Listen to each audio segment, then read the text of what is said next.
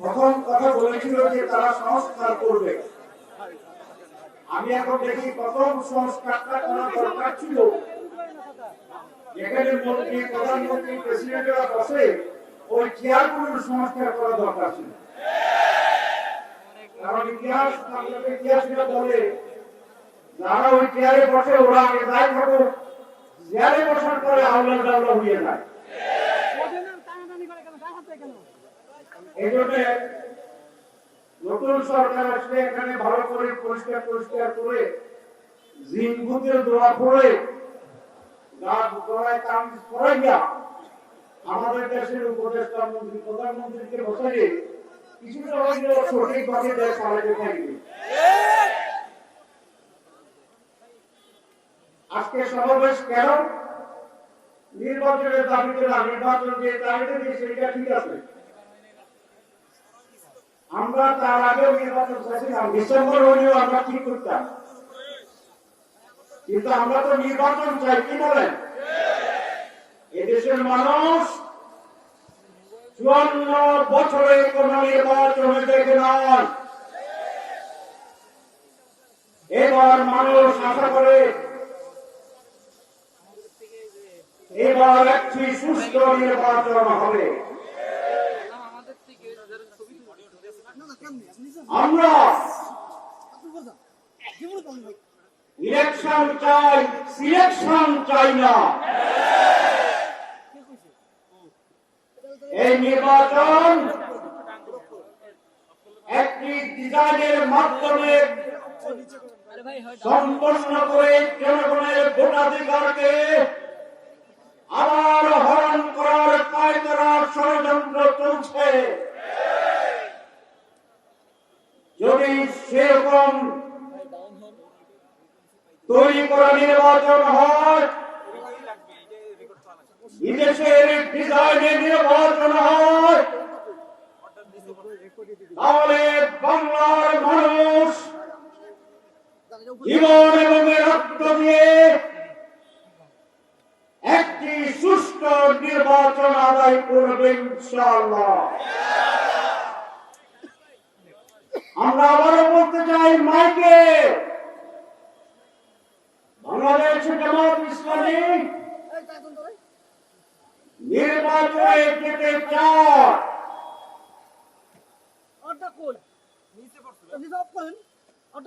কিন্তু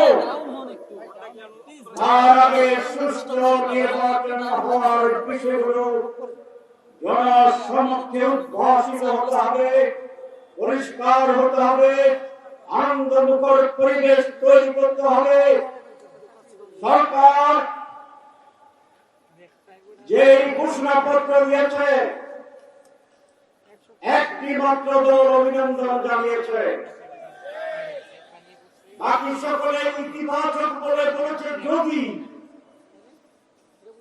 এটা করা হয়, যদি এটা করা হয়, যদি এটা করা হয়, তাহলে মেজরিটি দল শর্তহীন ভাবে এই ঘোষণাকে গ্রহণ করে না। নির্বাচনে আমরা বলেছি সুষ্ঠু নির্বাচনের জন্য সংস্কার জরুরি। সরকার বলেছে, প্রধান উপদেষ্টা বলেছেন, মাসের পর মাস সংস্কার কমিশন করে আমাদের প্রচুর সময় নিয়েছেন, ব্রেনস্টর্মিং হয়েছে, সব কিছুতে ঐক্যমত্য হওয়ার পরে তারা বলছে এটার কোন আইনি ভিত্তি নাই। তাহলে আইনি ভিত্তি যদি না থাকে তাহলে সংস্কার কি হয়েছে? ইমানের 3 অংশ, মুখে উচ্চারণ, মনে মনে বিশ্বাস এবং কর্মে বাস্তবায়ন। সংস্কারের 3 অংশ, ঐকমত্য পোষণ, আইনি মর্যাদা প্রদান এবং সেটাকে কার্যকর করো। আমাদের সরকার মুখে স্বীকার করছে আর দুটা করে না। ইমান আনছে, সংস্কার হচ্ছে। আপনি বলছেন সংস্কার জরুরি, এখন সংস্কার ছাড়া আপনি কি করতে চান?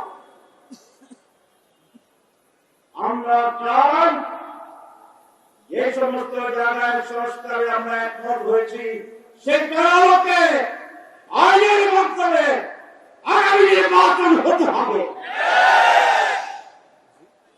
আমাদের বন্ধুরা বলেন সংস্কার আমরা পার্লামেন্টে দিয়ে করব, তো যদি আপনারা পার্লামেন্টে দিয়ে করেন এখন করতে অসুবিধা,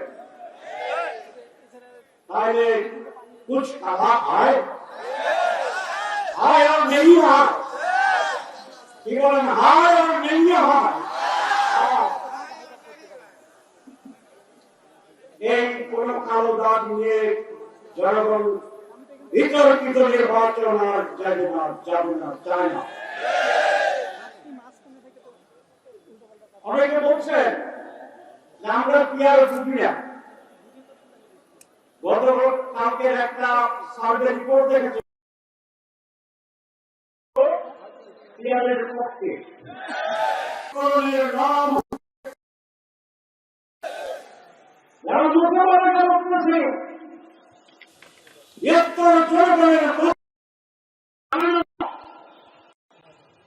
তাদের ব্যাপারে বলা যায় মুখবে শেখ ফরিদ বগল মে আপনারা জানেন। সুতরাং আমি বলতে চাই বলতে বেশি যাব না,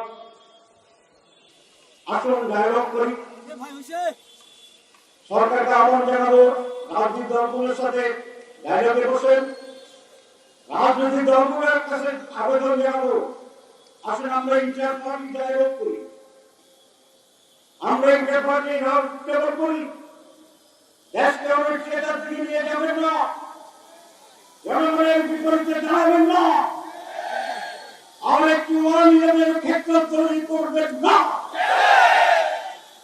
আমরা রাজনৈতিক দল এবং দেশের জন্য যেটা করলাম সেই ব্যাপারে আসল আলাপ আলোচনার মাধ্যমে আমরা একটি নির্বাচনের সুষ্ঠু পরিবেশ তৈরি করার জন্য উদ্যোগ গ্রহণ করি। আমি সরকার প্রধানকে বলবো এটি আপনার মৌলিক দায়িত্ব। আপনি মানুষকে বলছেন সুষ্ঠু লেভেল প্লেইং ফিল্ড তৈরি করুন, সংস্কারকে আদি বুঝে দেন। অনেকে অপপ্রচার করে দিকে অনেক সময় কিছু লাগবে না, এক সপ্তাহ লাগবে, তাহলে আমার উপর দায়িত্ব নেন।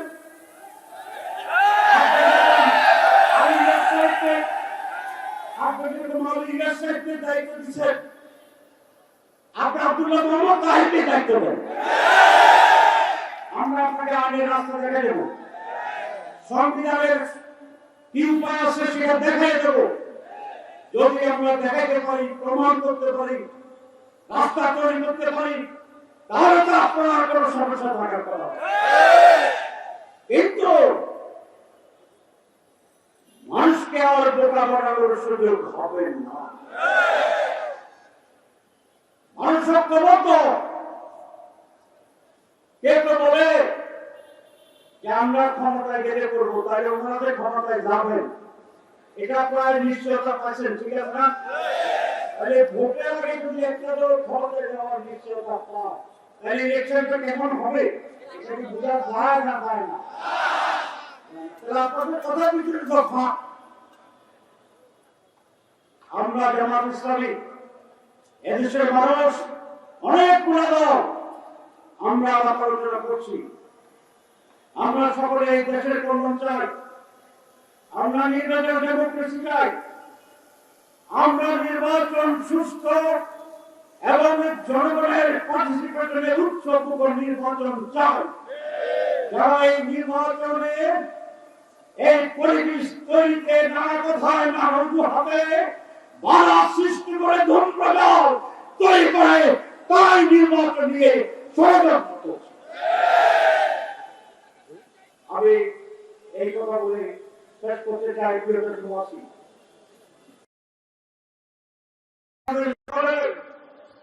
এই দেশ কোন পদ্ধতি চলবে সেই শিক্ষা দেওয়ার ক্ষমতা জনগণের, আপনাদের। আসুন নির্ধারিত সময়ে একটি সুষ্ঠু নির্বাচনের জন্য নির্বাচনের পূর্বে যে দাবিগুলো যে ব্যবস্থাগুলো গ্রহণ করা দরকার সেইটা যদি সরকার গ্রহণ করতে বাধ্য হয় আমরা সেই দাবিকে জোরদার করতে চাই।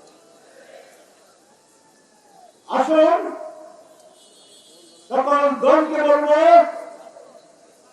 আমরা রাউন্ড টেবিলে বেশি মন করে রেখে সুষ্ঠু নির্বাচনের সাথে আলাপ আলোচনার মাধ্যমে একটি সঠিক রাস্তা তৈরি করি।